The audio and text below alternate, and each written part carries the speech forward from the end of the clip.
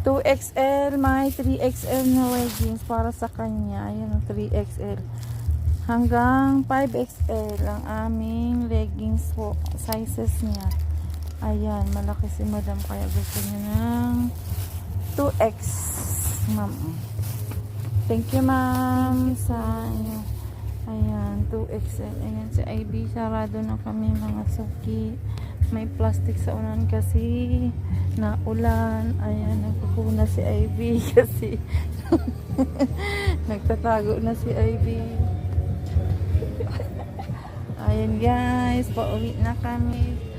Ayan guys, uwi na kami. At wala ng ulan. Ayan guys, naglilipit na si IB nito.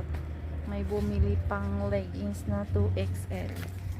Ayan guys. Ayaw doon yan ng 3XL kasi sobrang laki na. Pero malaki siya. Ayan guys.